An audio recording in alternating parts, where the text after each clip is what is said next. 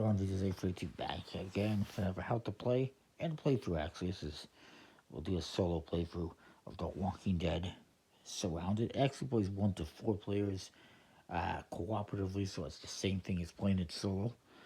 And it's one of these 18 card wallet games from Buttonside Games, and it's actually designed by the owner of Buttonside, Jason Tegmeyer.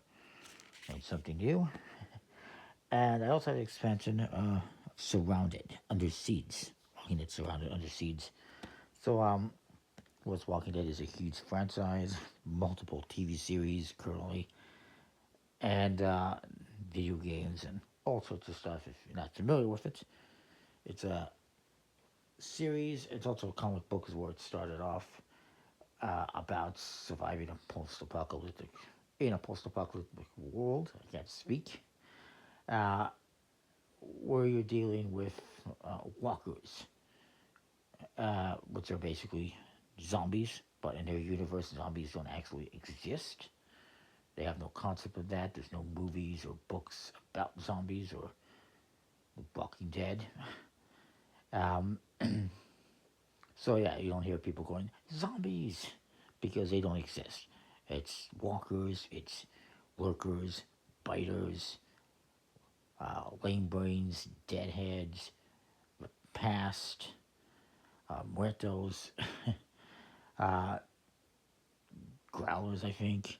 There's so many different names, every different group, because there's no zombie term. Every different group that you encounter basically has a different name for them. But walkers is the main one. Anyway, these cards, there's 18 cards, they're double-sided. On one side you have locations, and the other side you have occupants, including walkers. And I don't really recognize any of the characters. I've never read the comic or anything like that. I kind of wanted to, but it's expensive. There's so many, and the comedians are expensive. But I will say that maybe some are recognizable. I definitely think it's one I'm trying to find. This guy, he looks like one guy that was on the Walking Dead show. Forget his name. He just kind of disappeared, literally disappeared. Anyways, and then locations, you got different locations, including some that are familiar to the show, like the highway, church, the farm. I'm guessing that's Herschel Green's farm. The church is probably the one where Gabriel was in. Gas station Hilltop is one of the communities in the show. Is it another survivor camp? Is that supposed to be Hilltop after it's burned down or something? I don't recall. Don't know. Downtown of Atlanta. Wildside Estates was in an episode or two. And then we have Alexandria. That's where Rick's group is at. Carl! And the police station. That's where Rick went at the start to get weapons. And then, yeah, well, I'll just look at some stuff here. So some of the cards have something like this on. This is a +3. This is 3 points if you surround this card with more survivors than walkers. And also, some of them have abilities on the bottom, like leaders. We'll lose the leadership here and become survivors. This one, it's a weapon. It gives you a point, again, if you surround it with more occupants than walkers. This one, you actually lose a point if it's overrun, if there's more walkers than survivors. Different stuff like that. So the gas cans. So you see one like this that has a star that is a leader. And these are just survivors, and these are, of course, walkers. If you have this card on top of the deck, you must play it location side. If it has a walker, you cannot flip it over. Otherwise, for the most part, you can either, like if I had this card on top, I can take it and use it as location, or I can flip it over.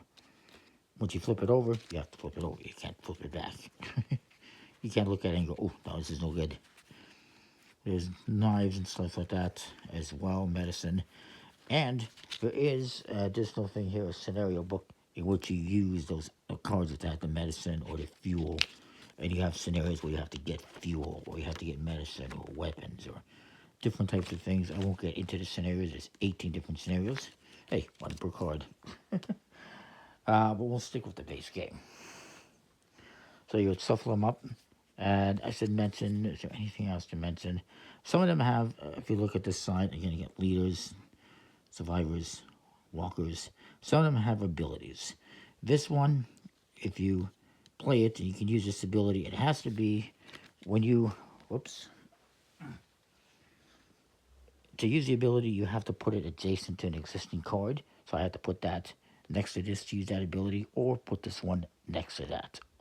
Only when this is adjacent to something can use the ability. Look, lets you look at either this top card, both sides, or the bottom card, and then you put it back. Gives you a bit of an advantage. Gives you some information.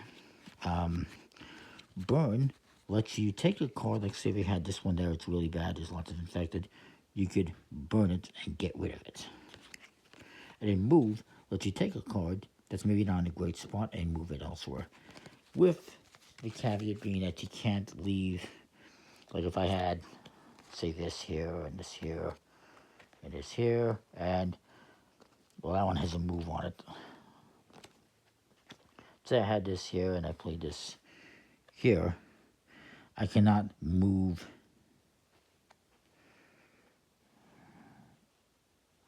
maybe I had this here.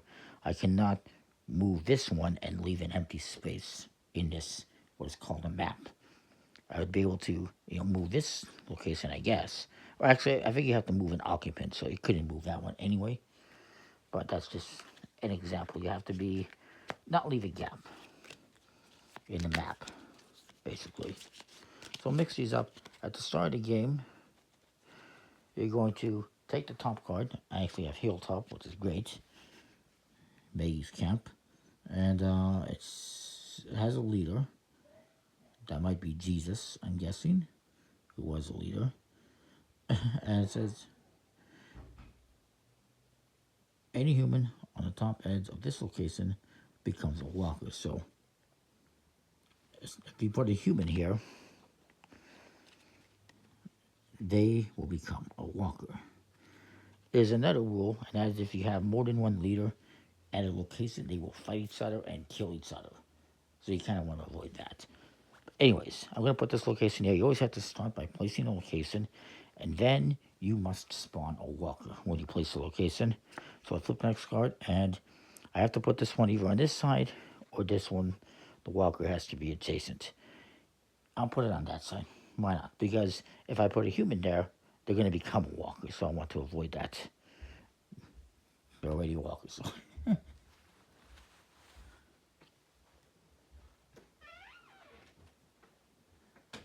Anyway. So I'll continue. Next, I can either take this card, which I kind of want because it's a +2, and I can play it like this and then spawn in a walker, or I can flip it and play with its occupant side. But I'm not going to do that because it doesn't look very good, and I prefer this side anyways. You're not supposed to look at this side and go, nah, I'll do this. I was just explaining that you can play this like this, or you can flip it over to this side. But I'm definitely playing this side. I'll play it here. It says here, walkers here are doubled, so each X icon counts as 2 X icons. So we want to avoid putting walkers in this location. If we surround this location with more occupants than walkers, we get 2 points.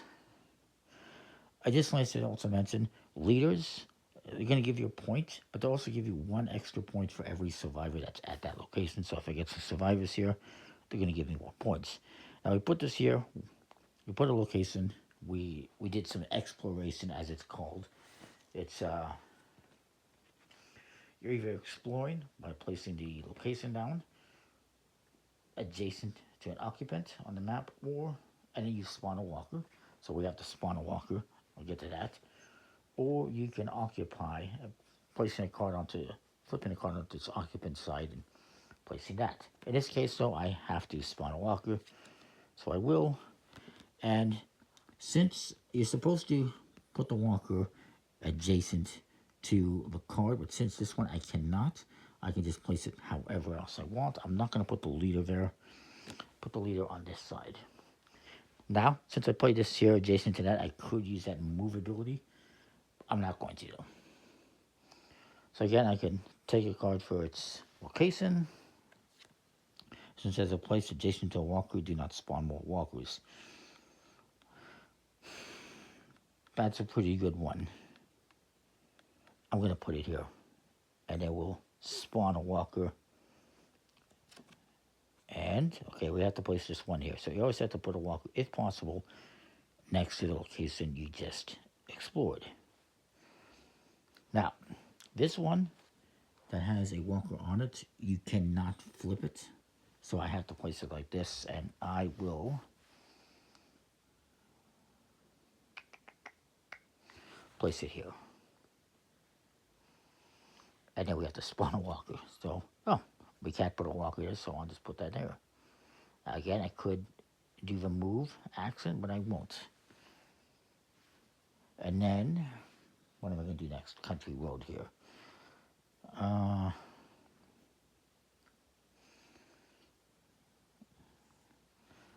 going to put the country road here and hope that we can surround it. And damn it, it's another walker, so I gotta place this one. Actually, no, I gotta spawn a walker. I forgot because I just put a location, so I'll spawn that. Next, I'm gonna flip this over and put this occupant here. Try to surround that one, and let's do that again. I'll put that one here, I guess. And then this one is a walker, so I have to play it like this, unfortunately. So I'm going to play it here. It says, lose 1 point if this location is overrun. We have to spawn a walker, and we will put it here. And then the next one, let's see. I'm going to take it like this, onto this side. Oof, damn it. Okay, well, I'm not going to put this here like I was hoping. I will put this here. Now, got a few more cards left. I want to try to get another survivor over here so we can surround that one. Maybe try to surround this one as well for the points. So, let's see what we get. Okay, I'll do that. I could move a card. For move again, I just want to double check who you're moving, what you're moving. One occupant card to another valid location. There's look, which lets you peek at both sides of the top and bottom card, and burn, which lets you return any card from the map to the top or bottom of the deck. That's what the 3 different actions are. So far we got move, look is not usable, burn, we could have done that, but we didn't. Is this something I want to move?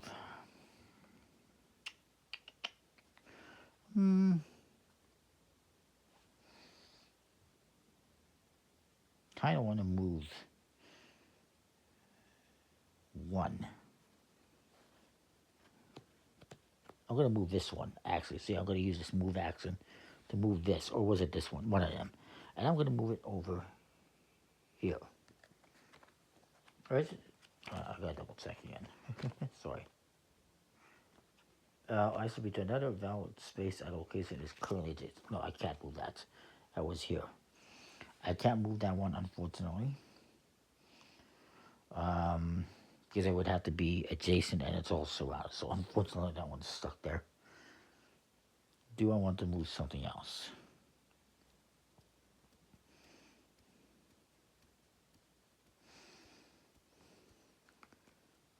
I'll move this one into a better spot so that it's not overrun or less likely to be. All right, I'm going to take the next one. Let's flip it to the occupant side. Oof, okay. Well, I will... Darn. I don't want to play this one here because in 2 locations are going to be... I'll put him here. It's fine. This one now has 2 walkers. It's not great. I will take this one and flip it. Actually, the last card you have to flip over to an occupant. If I recall correctly. Yes. So we'll do that. Oof. Not great, unfortunately. Now I wish I'd put this one here, but...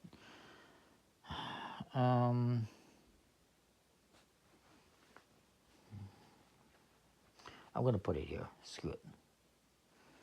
I think. I mean, I don't have much of an option. I can put it there, or I can put it here. You know what? I'll just put it here. Yeah, I'll put it there. It is what it is. So then, once you're done, you score. I made this kind of little roof or something. And you'll score each location for what it says. So I'm going to pen here. I'll keep track. We'll start with this one. It says, I should point out, when you have a survivor and a walker in a location, they basically kill each other. They neutralize each other. So every X and leader, oh, oof.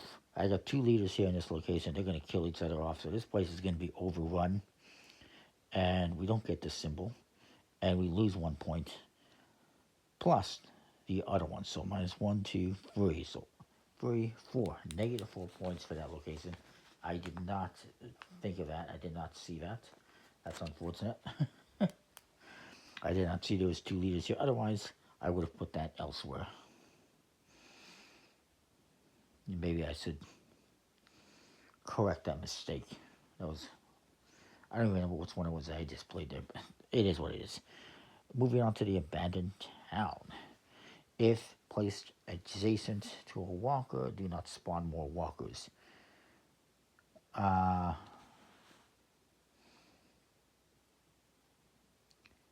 Well, we added walkers afterwards, I guess. But again, we got 3 walkers. We got 1 survivor. That's going to be another -2. I'm not doing very good right now. Let's go to Hilltop. Any human on the top edge becomes a walker. We just made him a walker. But we do have 1, 2, 3 survivors, -1. So it's 2. We get additional point for each guy that's with the leader. So 4 points. So we kind of wipe out that first location. This one here, Country Road.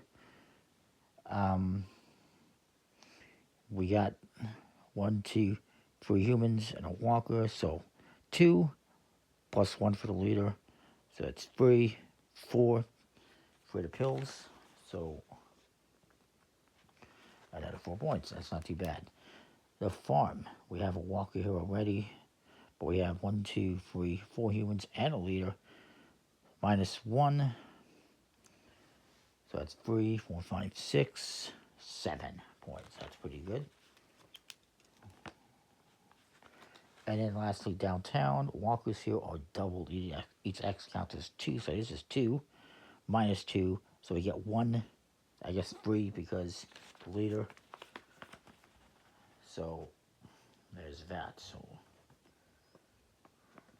I believe we ended up with 12 points.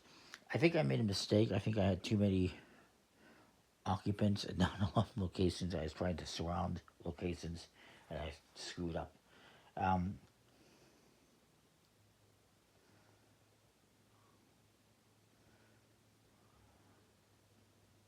then I count this one as 2. 2, 3, 4, 5, 6, 7. -1 is 6. I think I only counted that as 3. I forgot the bonus 2.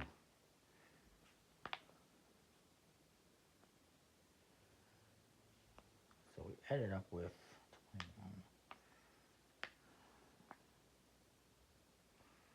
I think that was actually 15 points is what we ended up with.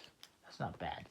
I believe there is, yes. So if you get 0 to 10 points, this is just the beginning of the end. 11 to 15, you're just scraping by. We did.